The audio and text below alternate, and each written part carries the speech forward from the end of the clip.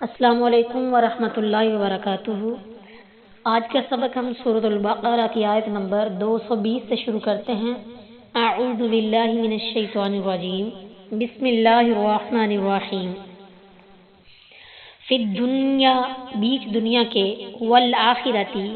اور آخرت میں، ویسألونک، اور وہ آپ سے پوچھتے ہیں، عن الیتامی، یتیموں کے بارے میں، قل، آپ کہہ دیں، اصلاح لہم، اصلاح ان کی، خیر، بہتر ہے، وَإِنْ، اور اگر،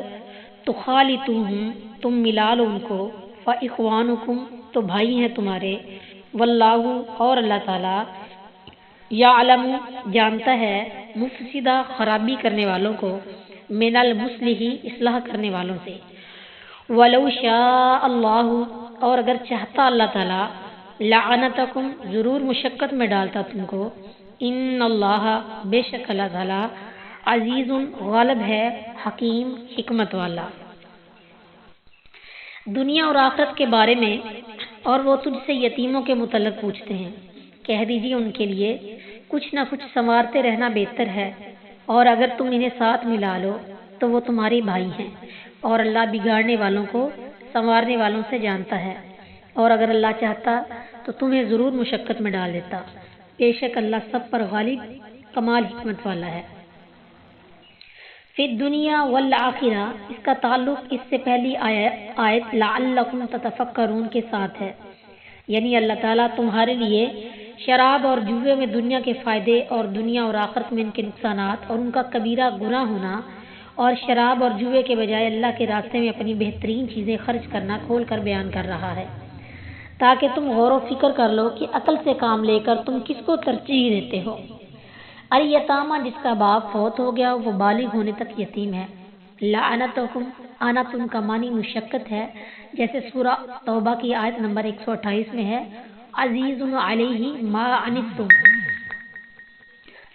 اس پر بہت شاک ہے کہ تم مشقت میں پڑو۔ عنتا باب افعال سے ماضی معروف ہے، اور عنات اس سے مصدر ہے، جس کے معنی ہے آدمی کو ایسی مشقت میں ڈالنا جس میں ہلاکت کا خطرہ ہو۔ اصلاح لہم خیر، اصلاح ان کی تنوین کی وجہ سے کچھ نہ کچھ سنوارتے رہنا ترجمہ کیا ہے، یعنی ان کے مال کی حفاظت کے ساتھ ان کی تعلیم،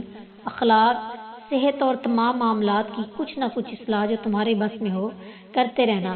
انہیں یتیم سمجھ کر باز پرس نہ کرنے سے بہت بہتر ہے۔ وَإِن تُخَالِطُوهُمْ، ابن عباس رضی اللہ تعالیٰ عنہ نے فرمایا،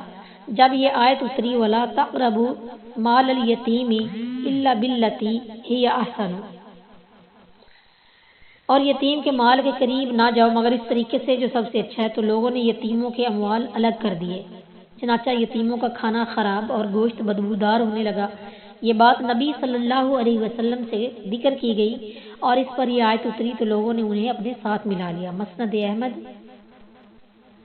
حدیث نمبر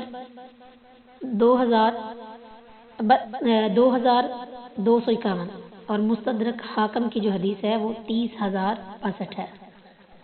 وَلَوْ شَاءَ اللَّهُ لَعَنَتَكُمْ، مگر اللہ نے تم پر مشقت نہیں ڈالی بلکہ آسانی اور وسعت پیدا فرمائی ہے، چنانچہ اصلاح کی نیت سے انہیں اپنے ساتھ ملا سکتے ہو، اور اگر محتاج نہ ہو تو بقدر خدمت و ضرورت ان کے مال سے فائدہ بھی اٹھا سکتے ہو، جیسا کہ فرمایا وَمَنْ كَانَ غَنِيًّا فَلْيَسْتَعْفِفْ وَمَنْ كَانَ فَقِيرًا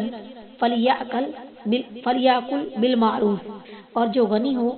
تو وہ بہت بچے، اور جو محتاج ہو تو وہ جانے پہچانے طریقے سے کھائے۔